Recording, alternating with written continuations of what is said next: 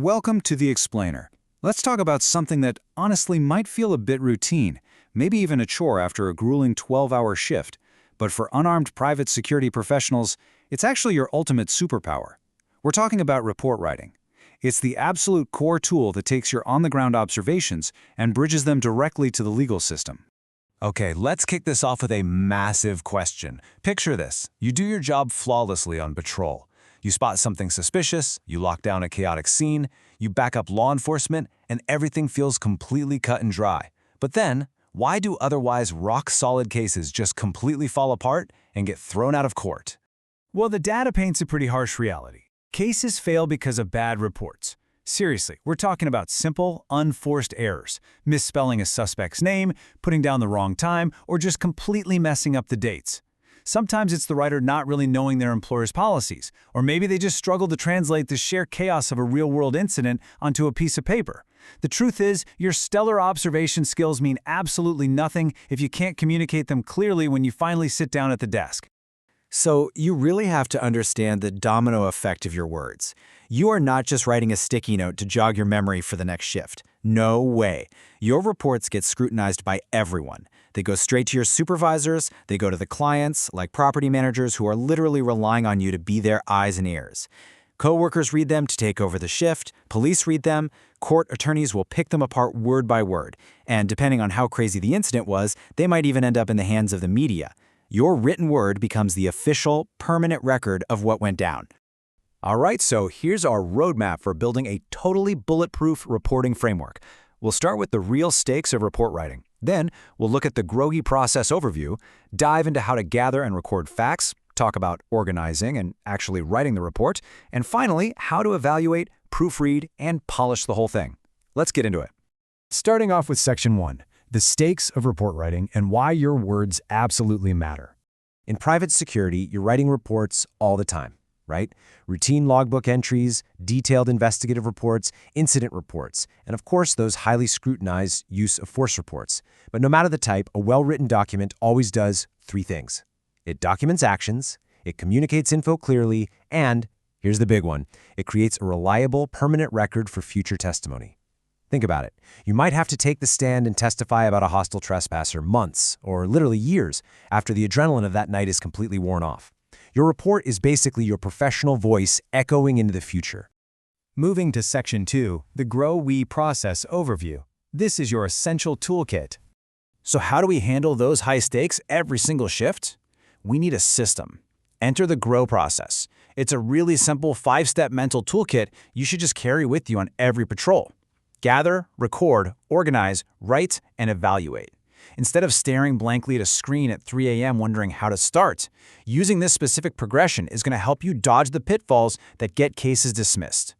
Section 3, gather and record facts. This is where we build the foundation. Step 1 is all about assembling the raw data. Before you even think about stringing paragraphs together, you have to investigate. You need to interview witnesses, if it's safe and makes sense to do so, of course, and examine the scene. Think of yourself as a human fact collector. You have to gather all the puzzle pieces before you even try to snap them together. Don't jump to conclusions. Just observe, listen, and collect exactly what's in front of you. Step 2 is recording, and you've got to do this immediately. You need incredibly specific details here. For people, just jotting down some guy in a jacket is not going to cut it. You need full legal names, dates of birth, exact physical descriptions, ID numbers. For vehicles, grab the license plate, state, VIN, make, model, color, and any custom damage. Bicycles need serial numbers and frame sizes. If a weapon's involved, you need the type, the manufacturer, caliber, and any distinctive features. Keep it objective, keep it professional, and update that notebook right away while it's fresh in your mind, instead of leaning on your memory 3 hours later. All right, Section 4, organize and write the report. Let's craft that narrative. Step 3 tells us to organize all those facts logically. And usually, the absolute best way to do that is chronologically, the exact order things actually went down. Avoid jumping back and forth in time. It instantly confuses whoever's reading it, whether that's your boss or a judge. Try using a quick mental or physical outline to separate the primary points, the main events, from the secondary details. It gives your report a really strong backbone and makes the timeline super easy to follow from dispatch all the way to resolution. Now, when you finally hit step 4, actually writing the report, you absolutely have to answer the critical W's. Who was involved? What exactly happened? Where did it happen, and where's the evidence? When did it happen, and why did it happen? Now, I know why can be tricky since, we can't read minds. But if someone yells a specific threat, quoting that in your report can establish their intent. And lastly, how. This means sticking purely to facts and objective conclusions. Nail all of these, and your narrative is solid. Which brings us to the golden rule of this entire explainer. Good writing is simple writing. Seriously, just write like you're talking directly to the reader. You're not writing a Victorian novel here. Ditch the long, winding sentences and absolutely steer clear of those weird, confusing abbreviations that only make sense in your own head. I know it's super tempting to try and sound official by throwing in a bunch of clunky TV cop jargon, but instead of saying you proceeded to a location, just say you drove or walked. Instead of saying you advised an individual, just write that you told them. Oh, and keep your pronouns crystal clear. Instead of writing, he told her that she was dead, which is super confusing, use actual names. Write, Smith told Jones that Walker was dead. Boom, all ambiguity completely removed. And that leads right into another massive rule. Write in the first-person active voice. Please do not write, a knife was found. That's passive, it's vague, and it immediately makes the reader ask, found by who? Instead, just write, I found a knife.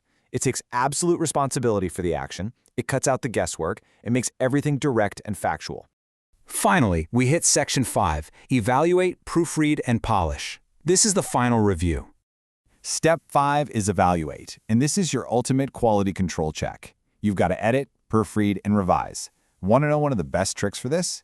Read your report out loud. Seriously, physically read it out loud to hear how it actually flows.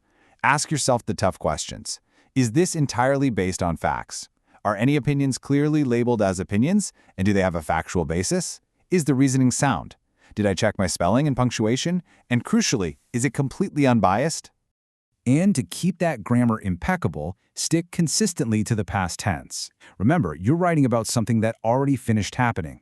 Do not bounce back and forth between past and present tense. It's just going to confuse the reader and muddy up the timeline. The only exception to the past tense rule is if you are directly quoting a suspect or a witness word for word in the present tense. And again, always use that first person I. Look, at the end of the day, the work you do and the reports you write uphold the excellence and the accountability of the entire public safety profession.